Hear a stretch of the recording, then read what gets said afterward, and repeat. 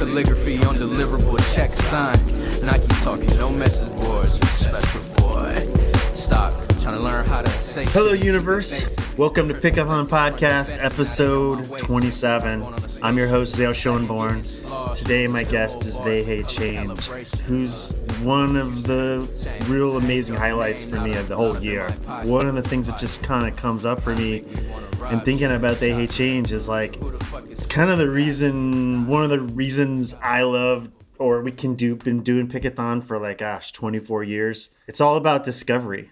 Like, discovery for me, it's weird. It's like both a curse and a blessing in life when you think about discovery. You know, I was trying to think more about that in just this holistic term, because we've always said, for us, we want to be kind of bringing the essence of different music scenes to the universe, and that's what we care about, and that's what we get. Why we can wake up and do this over and over and over again, because it's so much freaking work, and we're we're just trying to get Pickathon to a healthy break even.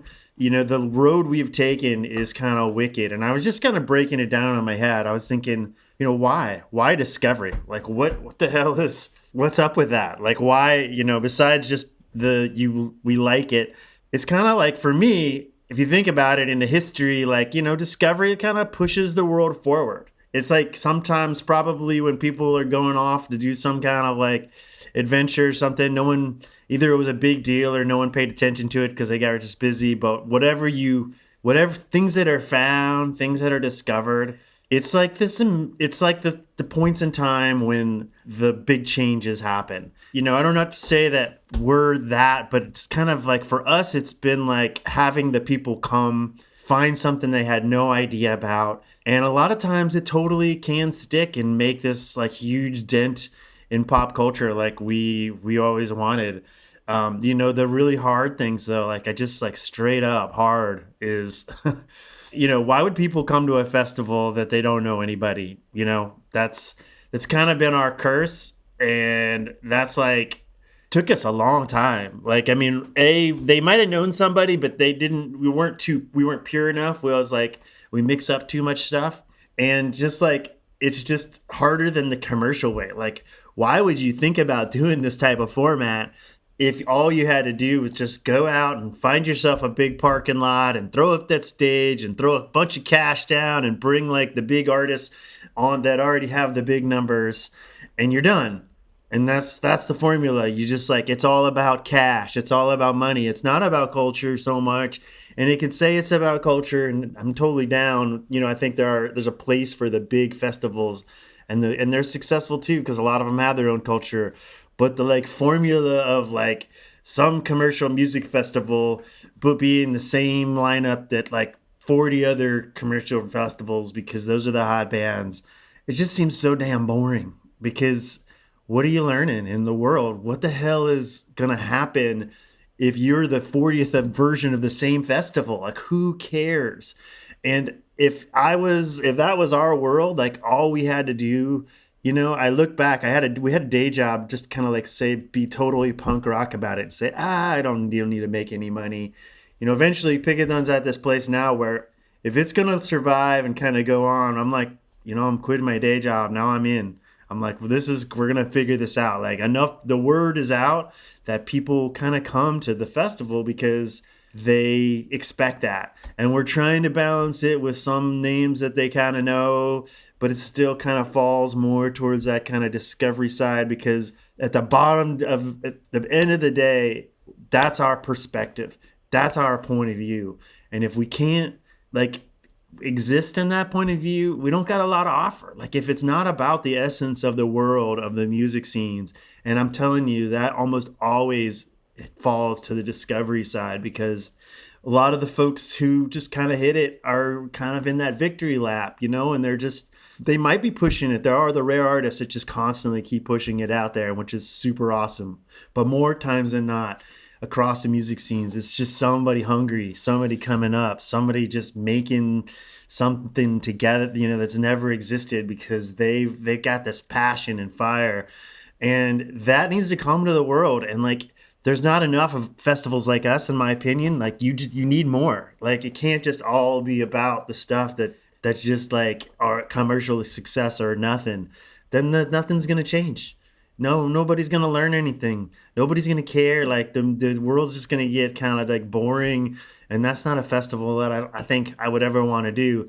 On the flip side, I don't know if I'd recommend anyone trying our festival unless you got like 15 years to kind of have people come and have like a track record, and they're like telling their friends, "Oh no, trust me, you gotta come.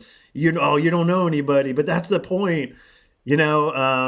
And I think eventually maybe like people will just kind of like trust us, and like our music will just kind of take off faster. But in general, I'm super stoked for our artists and our people, because it does matter, and we've seen it over and over. And I know, like, for example, I want to introduce my guests today, Vonne and Andre, because I think their music's gonna matter in this universe.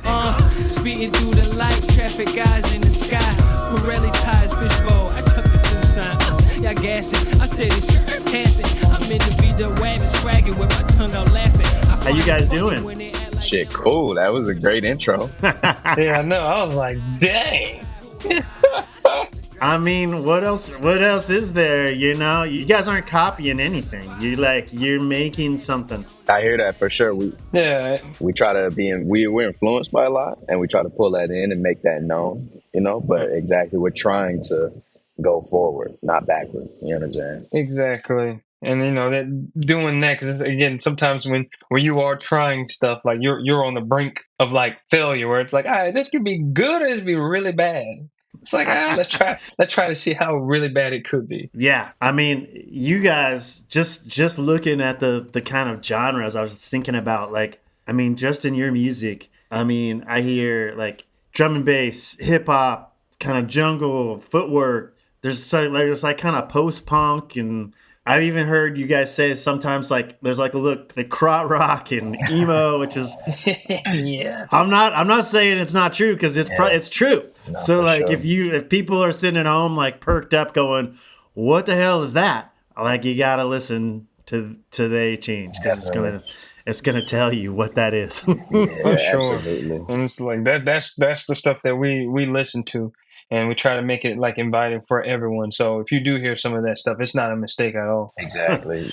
And so, like, you guys are doing all this and kind of bringing all this music to the universe from Tampa, right? Is that where you guys true. are? That is true. Tampa Bay, Florida, the Gulf Coast. Yeah. I know it's not your normal musical, like, it's not LA, it's not New York. You know what I mean? It's like, how is it coming up with like music, trying to make a life out of it from Tampa? What's that like? I think we're very isolated, because it's not LA, New York, and it's not even Miami. You know what I mean? So it's right. like basically there's no manner of industry here really, like, but there was in certain areas over the years. You know what I mean? Like, it was always like little bits, like small explosions. Like, there was a strong rave culture in Florida in the 90s.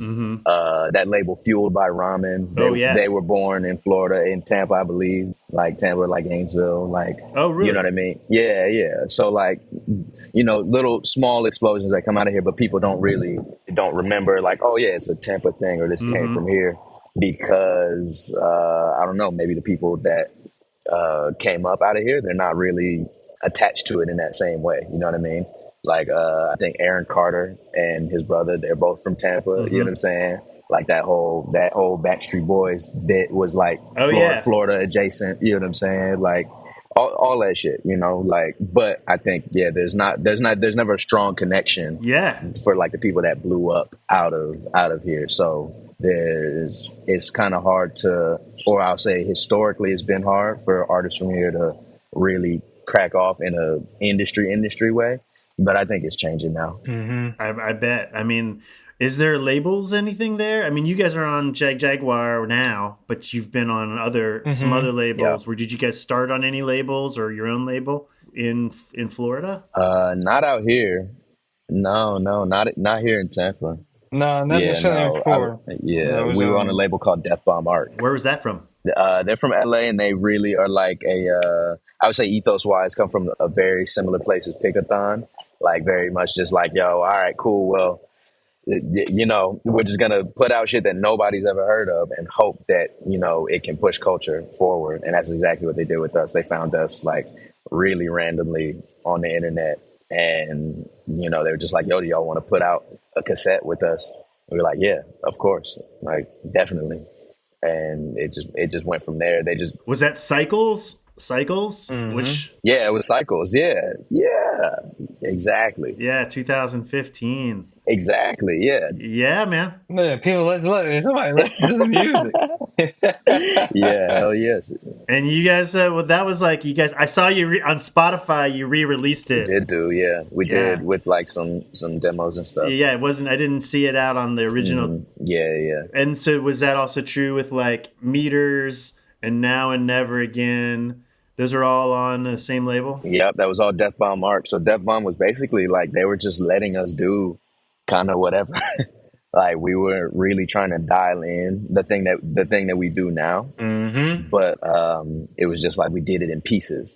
You know what I mean? So like Cycles kind of has some, you know, it's very like it's hip hop oriented, but it's mostly instrumental. Mm-hmm. And it has a bunch of our influences in there. But then Meters is like all instrumental, but it's like it's like odd meter grime with like some ambient elements in there. You know what I'm saying? So like we were touching on a few things.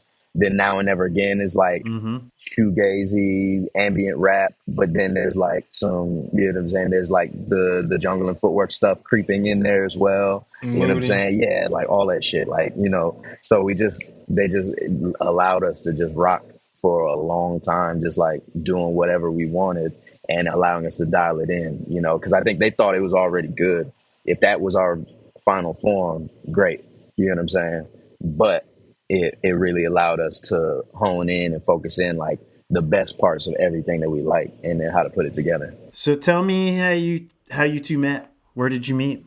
Met probably like just like around like high school, a bit earlier. I had been staying in this apartment complex that I had moved into, and just regular convenience, just like, you know, you see people come outside and just like, oh, okay, cool, yeah.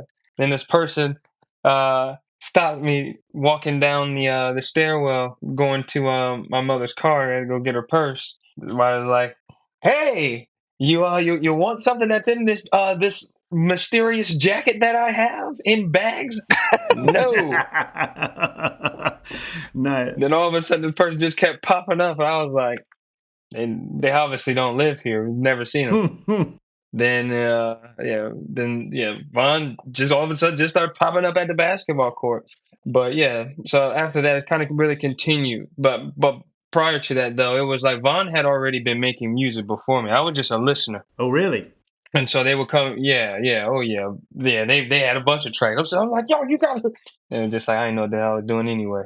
But it's like, yeah, I got roped in somehow, just as being a supporter. And are you from Tampa? Did you grow up in Tampa? No, I'm originally from Rochester, New York. So I moved down to Florida when I was like, let's say, just turning, like on the verge turning 13. Yeah, that is way different than Rochester. Yeah. It was like first Christmas with no snow, like at all.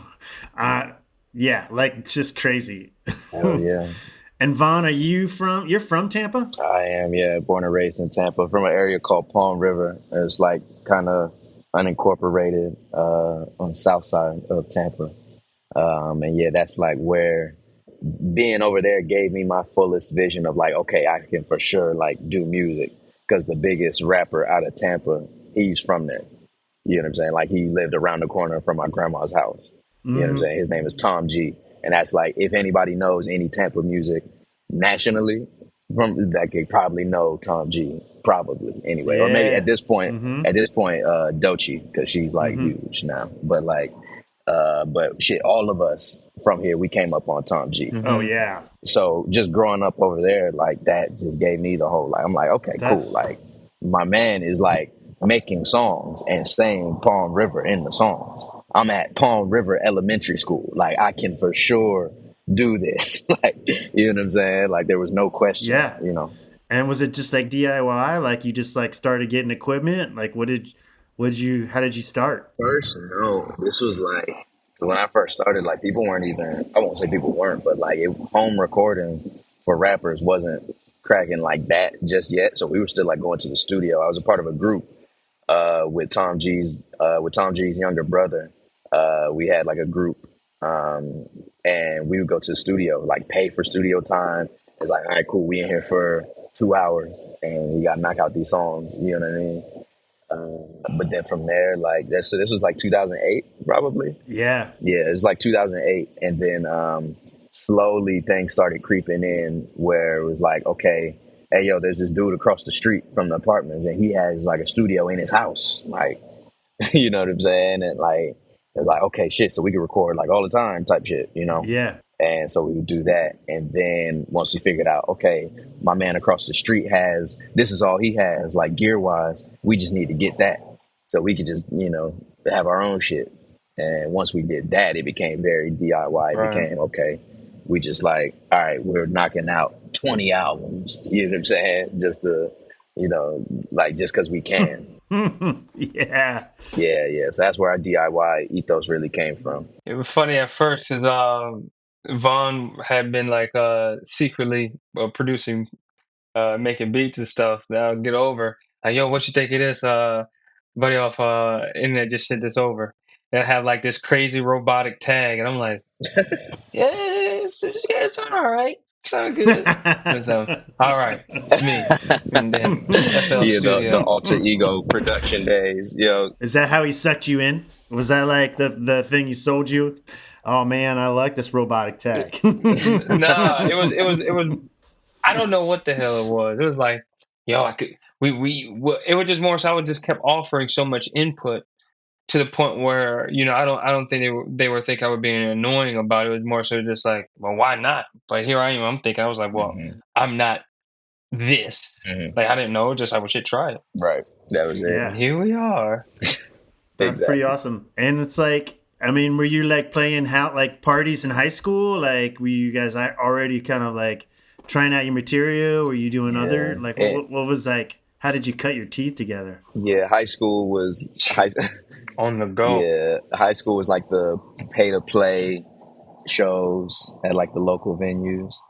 That was really that grind. And then from there, we were like, man, this shit's not working. Like, there was just like the straight bedroom grind, like just trying to get better, basically, just trying to get better. And then we hopped out once we really like found the indie rap scene in Tampa, because it didn't really exist when we were in high school. Yeah. But after our years in the bedroom, one had started to come up a little bit. So we entered that space, and that was like venues still, like, but like small venues, like bars and breweries, things like that, you know what I mean, where indie rap shows happen, you know. Right. And then we found the St. Pete DIY scene. Yeah. And that was like where we were like, okay, here's the noise shows, here's the punk shows, here's the psychedelic rock shows, here's the art galleries and shit. So we started playing those. Yeah. And that was how we really like got our shit off. That's interesting. Yeah, because it was funny too. It was like us finally being able to get out, and so we're going out and we're looking at a file with probably hundreds of songs. We're just like, what the hell are we going to do? What are we going to try this time? It was hilarious. I don't think we had the same set. Probably like a year or so. For sure, it was a year we didn't play the same set list. We just kept fleshing shit out, shuffling through our shit. You know, we had a bunch of shit to get off. Yeah, it's interesting because you guys, I mean, were you always kind of like singing together, or like did one of you start? You like originally kind of like take the reins, and then kind of did it turn into like a duet? Yeah, I was solo first, and we were producing for me. And then I got tired of that. I got tired of that grind, and it was just like, man, fuck this. Like, yo, like I'm not into this at all. Like I don't like, but it just worked when me and Dre decided to put more vocals on the stuff we were doing together.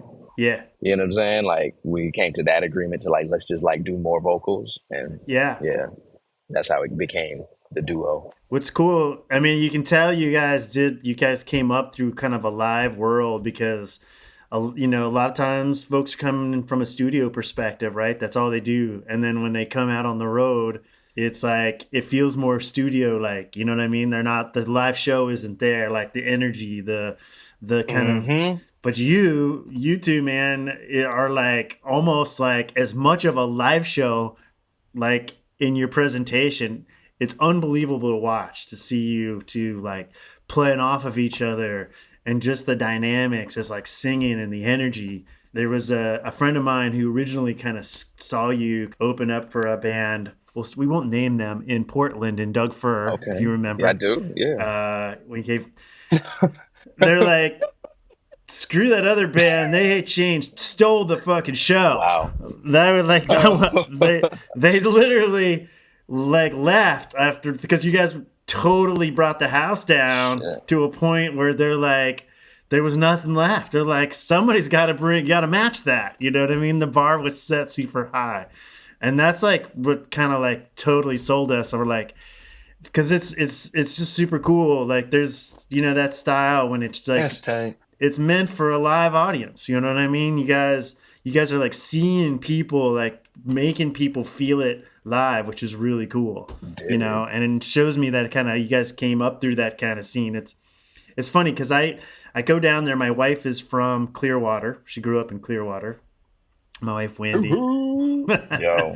Wendy's cool. We met at the, I think it was the last day. Yeah, exactly. You told us this, but Zale, deep this though. Our homie, when we came back home, he was like, yo, so y'all were at Pickathon? We were like, yeah.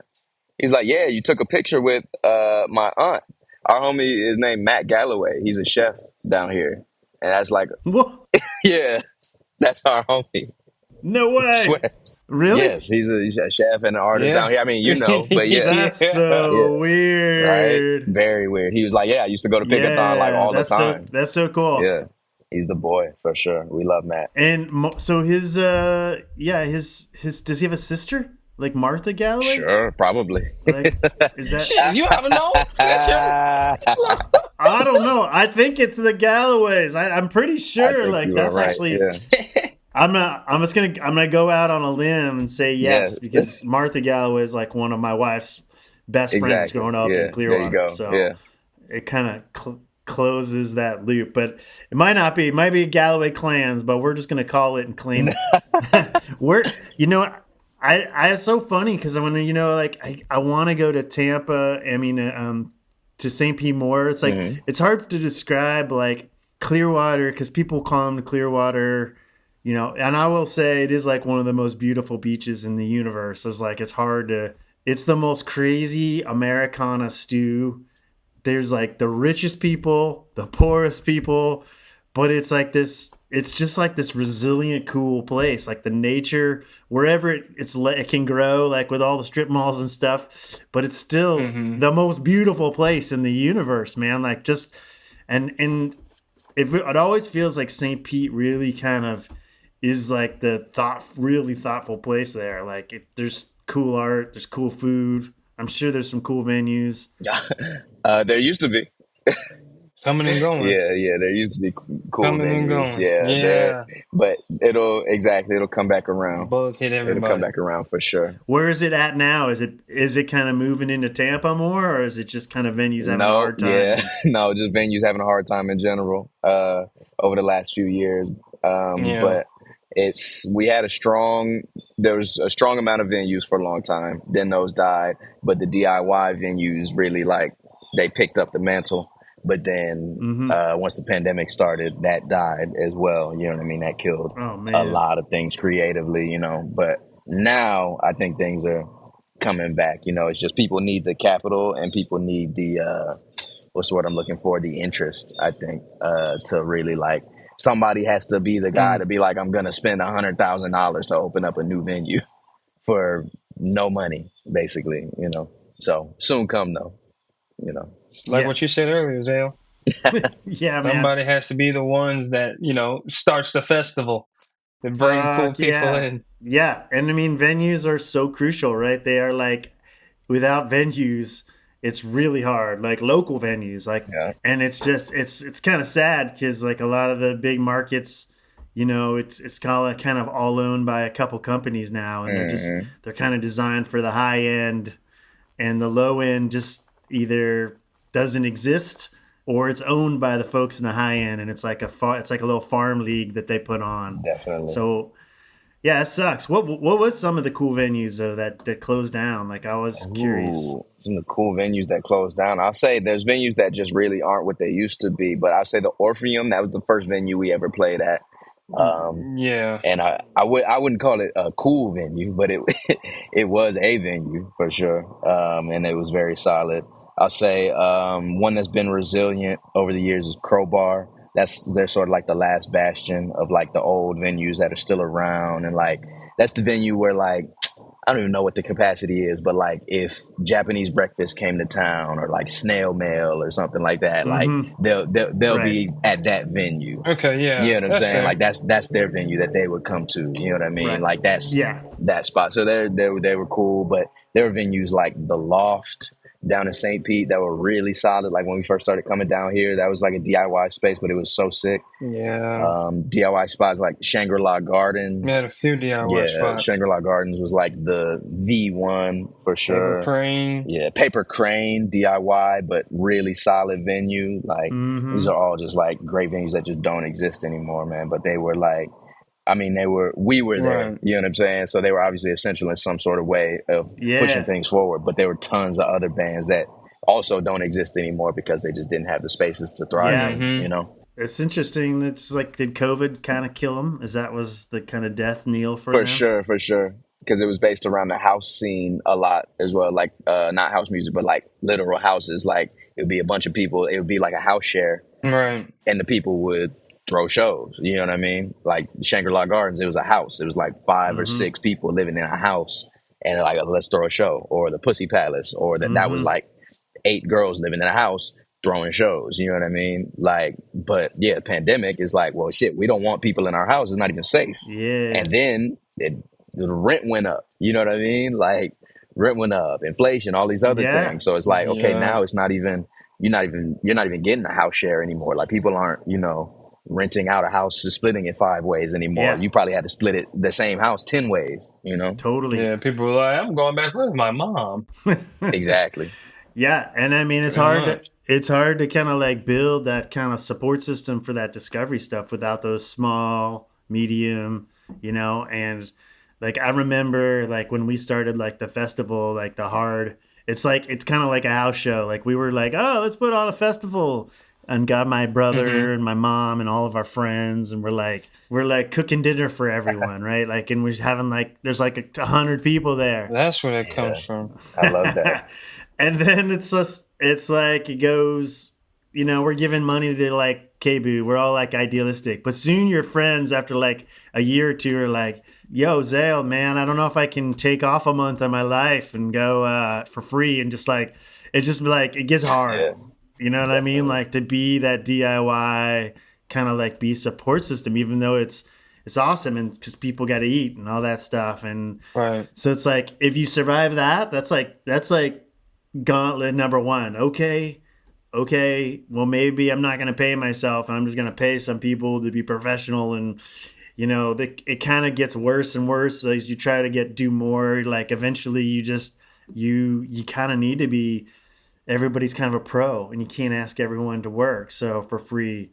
And so it's like, it's a really hard thing to like to stay, and there's no support in the United States, right? Like it's not like Europe or even Canada where they're like, oh yeah, 30% of your budget, we got you. Yeah, exactly. You know, like it's important. It's not. That's for real? Yeah. Tons of that shit, man. For real. Like there's a radio out in Bristol, shout out Nudes Radio. They're real cool. Like we did their radio like a bunch of times, but they're just like a independent community radio.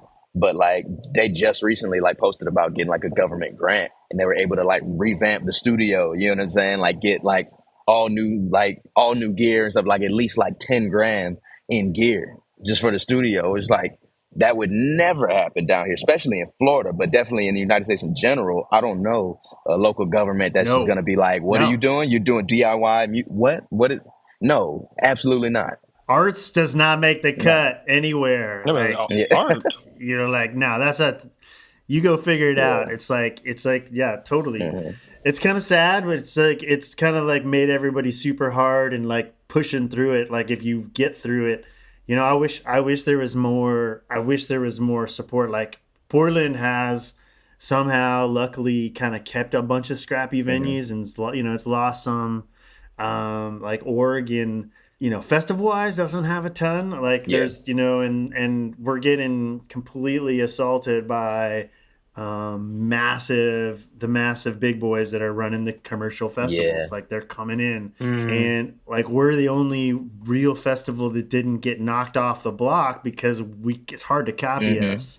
Like once you've been doing DIY long enough and people are into it. And you're just like all about the experience and you're doing a bunch of weird things, like not like making it packed on purpose, just all the art and all that stuff. Like they don't know how to copy it because if they tried to do it, no one would. They come. also can't. They can't just build an 80-acre farm as well. They can't just prop up an 80-acre farm wherever they want and just feel like they could, throw a festival in Portland. on it. Yeah. So that's definitely a good advantage to have. Yeah, but it's crazy. But they'll flood the field with the biggest acts on those spend so much money that everyone wants to go there because it's like a hero festival. Yeah. And I'm like, it's not nothing against it. It's just like there's a place, and for folks like us on that kind of DIY trying to make it, it has to be all, we don't get any support, right? Like we got to figure it out. Like it's probably why it runs so well. I mean, they did not have an issue when we were there. It was funny. We went to go put down our stuff in the tent.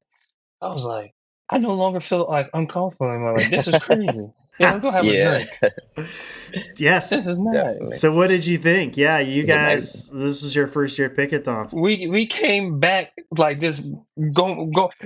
We're all going. We're bringing everybody. Yes, indeed. even the tea. It was like that. I've been drinking more of that tea that was in the bag. That I think it's Stephen Smith tea maker. Yeah. Oh my big endorsement God. right there. Yeah, but it is good tea. Yeah, man. We will. Yeah. Hazelnuts as well. That's awesome. Yeah. What, blackberries, right? Blackberries, hazelnuts. There was a lot of Portland, a lot of Oregon culture in the bags for sure that we in the bags. Yeah. Shout out to Craig C for the putting those together. Craig for C, everyone. Absolutely. It was amazing. Even like it was to the point where it's like when we were searching and just looking around for music randomly. I think Vonne was showing me some stuff. I think it was like a few weeks ago, and then we came across. I think it was Pachimon. Yeah, I think if that's how you say it. Was on Bandcamp. I was like, look at this. I saw him at Pickathon. It's just like that kind of thing. Yeah. And it was sort of reminiscent of kind of being back at home. That discovery aspect, exactly. It was really cool. It was DIY, probably on the largest scale that we've seen. You know what I'm saying? Like, I don't... Totally. There's not really, at least in the States, you know what I mean? I think a lot of the European festivals, like you were saying, those are DIY, but they're also government funded a lot of times. You know what I mean? Like, they get money from elsewhere. But this was like on the ground, DIY. Y'all put it together, and somehow there were no hiccups. You know what I'm saying? It's like we've been around long enough to like fix all the fuck ups, like the big ones. Like that's like our story. Like, oh shit, people didn't go in hungry. We got to fix that. Oh shit, we didn't have lots of things, but now we look organized, and we like to say we play a top 10 festival on TV. Because I love that. People confuse us. Called like we got a super shout out after this year, like. Best independent music festival in the country, by one of the people that came and from Pace Magazine. So we were stoked. Big up Pace Magazine and the best music festival. I think it's important for people to see that, like it's super important for everybody to see it working. And I really recommend everybody going to Pickathon at least once for sure. But like people need to see. And you got to camp. You have to camp. You must camp. But people definitely have to see that this shit can work on all levels, you know what I'm saying? Like without like you said, the big music, people or whatever, like those people don't have to be, bankrolling and shit. It's like you can really get it from the ground, you know? And that it's, you build it for people and for musicians. I mean, you probably noticed, but none of the stages are like a normal box truss stage, right? Like they're all like these little fantasy music settings for for artists and for people. And it's like that little It's stuff. crazy. That little stuff matters, right? People get hype when like they're right on top of you and you're right there. That first show I saw you guys do, that like in the Galaxy Barn, Yeah. blew my mind. I don't know. That Thank was you. so That fun. joke was Thank tight. you. So again, felt like a house show. Exactly. Even when we went to I think it was the woods. Oh Yeah. my I God. was like, yeah, it's kind of like this orphan. I think it's super cool. We were walking back there. Turn the corner, you walked out. I was like, oh, this is crazy. It's literally like an amphitheater. Literally. Built out of sticks. Right. Yes. Like it really is amazing. Shit, hell, it's like the tour we're going on in February. With Wednesday. We met Wednesday out there. Yeah. Yeah. Yeah. We just met them That's like so great. hanging out at Pickathon. Like they were playing, you know what I'm saying? That's my Like, question. yeah, Did you guys meet at Pickathon? we met at Pickathon. We met Jake Oh. before. We met Jake from MJ Mhm. Linderman. Like we met him at South by maybe like a year ago, but it was just brief. Or maybe 2 years ago now. Whatever. 2022 we met him. But yeah, then we actually got to kick it with the whole crew at Pickathon. Which are and- camping. They yeah, were exactly. camping. They were camping right by us. You know, so we just kept seeing each other and Yeah. kept kicking it. And by the end of Pickathon, like by the last day, they were just like, "Yo, we got to do something. Like we're coming to Florida. Like let's do something." And we're like, "Yeah, absolutely." You know. So that's really how that happened. Like just kicking it and being cool, hanging out on the same wavelength. You know what I'm saying? Like it wasn't. And what's funny Totally. is we're on the same label. That is true. I Yeah. totally forgot about that. We're all Yeah. under the same. We're all under the same label group, but that wasn't even a. I think the label people were probably surprised when they saw the flyer go up. When it was announced, I don't think anybody at the label even knew that was happening. You know what I mean? That's so awesome. Mhm. Yeah. Nope. And they were so cool. Like Carly's she's a force of Exactly. nature. Holy Yo. I mean, Yes. Completely. if you saw her perform, she's like Yes. I don't say this lightly. I was just like, there are points when I'm watching her that were like literally like watching Kurt Cobain and like Nirvana. Like to me, like Nah, straight up though. she's got this power and charisma that just like Vocal. vocal and just and the band is so good. Songwriting is so good. It's so powerful. I know. Completely. And like you want to talk about influence like that, you know, when we were watching that, you know, we were watching them at Galaxy Barn and after the show, like Dre's like, yeah, like, you know, definitely like he was like, yo, like the way she's screaming is like we gotta have something like that. Like we gotta do something like that. You know what I'm Like saying? that. Like, you know what I mean? Like just that's how we're able to just pick up things from different places that we're interested in, you know what I mean? But so imagine that shit. Right. Totally. And actually, a guy from this band called Drive By Truckers, Patterson Hood, lives here in Portland. Yeah. He called that the best rock show he's ever seen in his 48 years. Like That's that show, crazy. the one in the barn. And Hey, look at that. That is wild. that's funny because like if you remember, I think I met you guys right after the show in the Galaxy Barn. Yeah. Mm-hmm. And then we went up to the Pump House, right? We were hanging out. Yes. And I forgot who was going to play. I don't know if it was Meridian Brothers or somebody was going to Yeah. play. And we were up there. It was Saturday night. Yeah. Yeah. So we were up there with Meridian Brothers and we were talking with Nehemiah. Yo, big his up brother Nehemiah. Vince. Yes, absolutely. Super awesome. Yeah, dude. it was Oh a my good God. time up Love there. those Like, guys. but just stuff like that, Oh. like that secret little area that we just kick it at, and everybody's just on the same wavelength. Nobody was being crazy. You know what I'm saying? Like, Yeah. I feel like And the fact that it was in all ages festival as well. Like, Kids. exactly. So, They were everywhere, right? And they're not Exactly. getting in the way. yo, they're doing their No. thing. They're selling, you know what I'm saying? Like selling their own little, like they're vending. You know what I'm saying? Mhm. Like it was so sick. Yeah. And festivals, I feel like naturally maybe breed a little bit of a space where people just they feel maybe a little too free. You know what I mean? To where it can Yeah. start to get Oh, yeah. weird. Nobody was on that. Yeah. Nobody was on that. It was just No. like, nah, it's cool. Like it's calm. We're out here. It's all good. Everybody wants the same thing here. People are cool when they're around kids because they're just like, and it's cool, man. I was actually worried we used to not let teenagers into that barn after a certain time. And I'm like, Yeah. I'm like, kind of screw that, guys, because that's like, you know, that's going to change their mind. That's going to Yes. literally change their universe. They're going to see stuff that is like literally going to calibrate their brain, and it's going to matter. You're going to like influence all these kids, and they're going to make the world a better place if you just let them see shit. You know what I mean? They're not getting like what's going to happen. They're just going to right. It's like not a big deal at all. For sure. Firm believer that can change your whole DNA. Oh yeah. You know, I was dancing super late night to like lots of stuff around teenagers, and they're just there. They're not like annoying or nothing because they're having the greatest time. So I'm like, I'm totally down. Big time. That was like, but one thing I remember when we were hanging out up there at Nehemiah, you guys are like talking. That was your first night camping ever, right? Yes. Was this true? Yeah, never been camping before. Yeah. Yes. Like, officially. I love it. Yeah, but we came back talking about, okay, we got to go camping now. We got to we have to camp now. We need to plan some camping trips. So we're doing that. Yeah, next year we're going to be ready. That's so awesome. Definitely. That's so awesome. They was like, you bring all lights, batteries, chargers. I was like, Vonne, you bring the flashlight. Bring the damn flashlight for. That's what your phone's for. Did.